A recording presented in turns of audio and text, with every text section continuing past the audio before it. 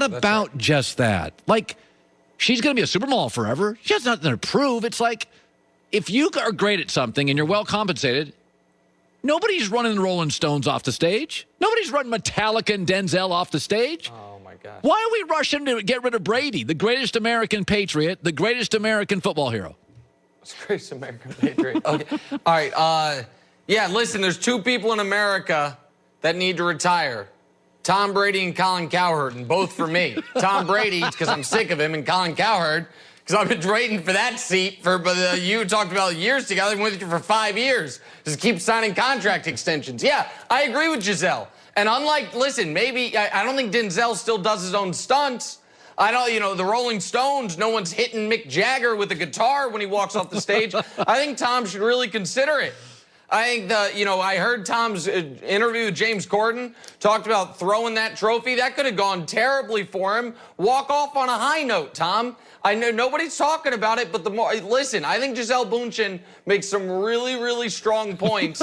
And I'm really, once again, Colin, you ended last week's interview with a non-question question about Tom Brady, and you're starting this week's. There was no question there.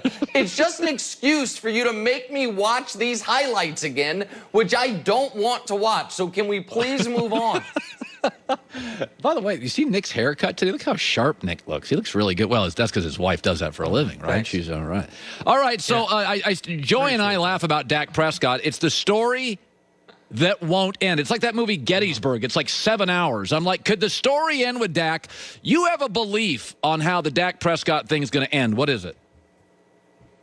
Yeah, I don't know why it took me this long to have this epiphany, but Dak's not signing an extension. And he's not going to sign an extension because he shouldn't. So, Colin, here's the thing. From 2016 until 2022, do you know which NFL player has guaranteed himself the most money? It's Kirk Cousins. $192 million cash money.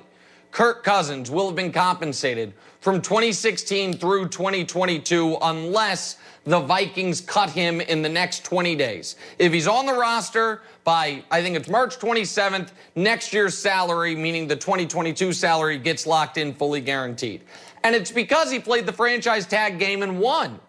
And so once you get franchise tagged the one time at the quarterback position, if you can stomach it for the second time, you are just essentially guaranteed to be able to sign the perfect contract, which is what Cousins did the first time with the Vikings, and then he was able to parlay that into a second contract with the Vikings, both of which de facto fully guaranteed. So I don't think Dak's going to blink. I think Dak's going to say, you paid me $31 million last year. You're going to have to pay me $37 million this year, and then I'm going to be able to either sign with you or with anybody on my terms. And so I think the Cowboys misplayed this hand. I think they believed what, to be fair to them, I believed, which was right before last season, I thought Dak would blink. I thought right before last season, Dak would say, come on, all right, I'll take whatever the best last offer is. I need to get paid. And he didn't do it. He didn't do it 2 years ago. He didn't do it last year. And now I think he has all the leverage in the world to just say, franchise tag me, that's fine. And then I'm going to get a 4-year, $160 million fully guaranteed contract from somebody. So yesterday I did something, and nothing ever gets... In fact, I predicted it on the show with Joy Taylor. I said, this won't be contextualized, and people will not understand this. We were talking about Dak's contract, and I said, if you could pay people in order of what they're worth, and the worth would be on talent and then on value. Because let's be honest, Bill Belichick let go of a lot of talented people.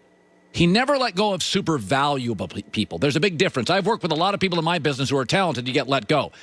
Companies don't let go of valuable people. So I said, the Seahawks offense is so bad schematically, Seattle can't score without Russell.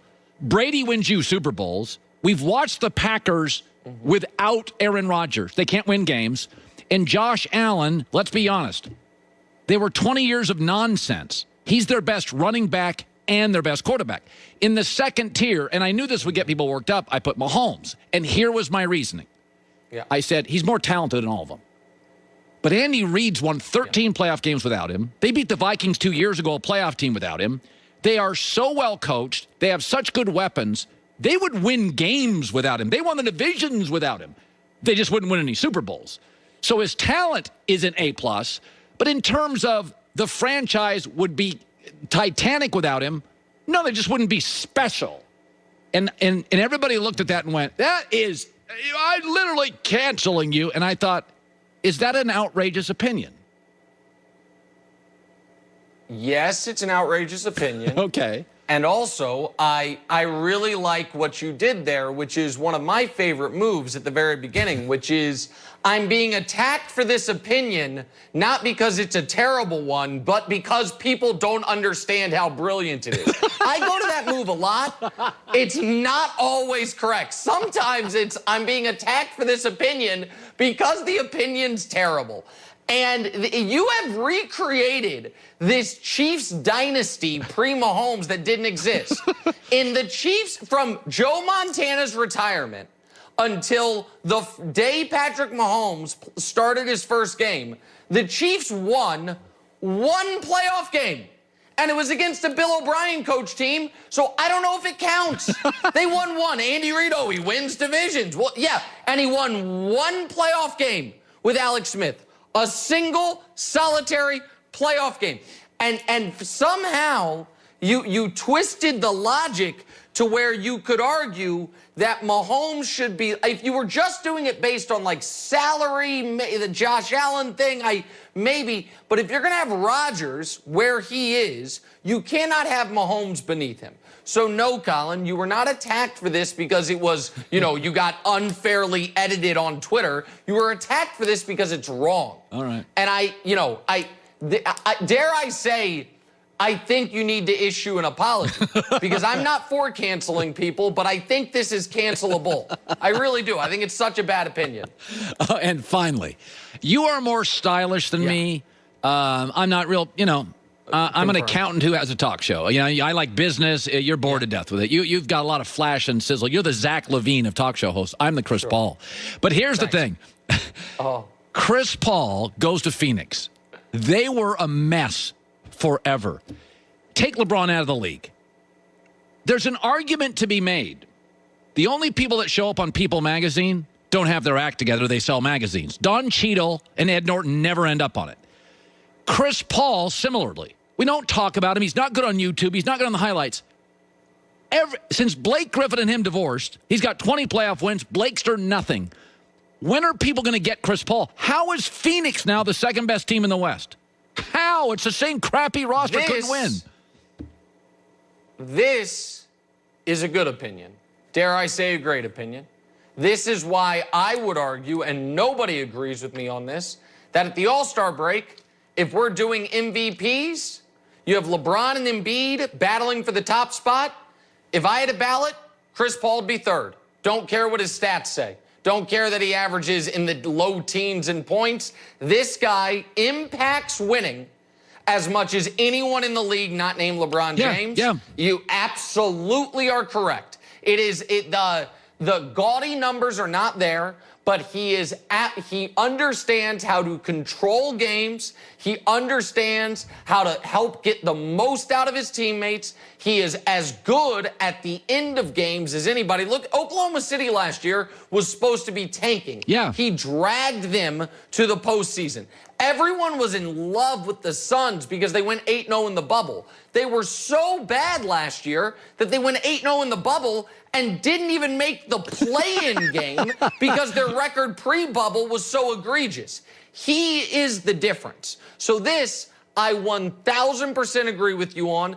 I think you can make the argument he is the second greatest truly small guy in NBA history behind only the original Isaiah Thomas. And by the way, there are a lot of similarities to him and Zeke, which is the numbers don't show you their true impact and control of a basketball game. So on the Chris Paul thing, I 1,000% agree with you. I don't know why Zach Levine and I got drive-by'd on that, but we'll set that aside. I agree with you 1,000% on Chris Paul. The minute that came out of my mouth, I felt terrible. Because Zach LaVine's from the Northwest, so I always kind of root for him, and you're my friend. That was kind of a terrible thing to say. Yeah, you're talking extemporaneously, and sometimes stuff comes out you feel bad about. It happens. It's 5 years, by the way. When you're talking about people being with you, I thought about this. Coming up April, it's me and my wife's, I should know this, 8th-year anniversary, but it's your and my 5-year anniversary. How about that? You mean you coming on the show? You're never going to boo me. Boo! Yeah, you and I. 5 years in April. Yeah. Wow, that's something. Hey, I'm not leaving you, and you're not booing me. That's something. It's something. I don't know what it is, but it's something. I'll talk to you later. All right, buddy. Nick Wright, first things first. So I had a terrible opinion and a good one. Yeah, both. That's what this show is. A little bit of 3 hours of talking a day. Coming up next, Jets put a for sale sign up. New York Jets control the draft, put a for sale sign up. Talk about that next. Any credit card can offer cash back. Only Discover matches all the cash back you earned end of your first year. No limit. No limit. How about that? 99% of places that accept cards, credit cards in America, take Discover. It's called Cashback Match, only by Discover Card. Learn more at discover.com/match. At Discover, there's always something brighter.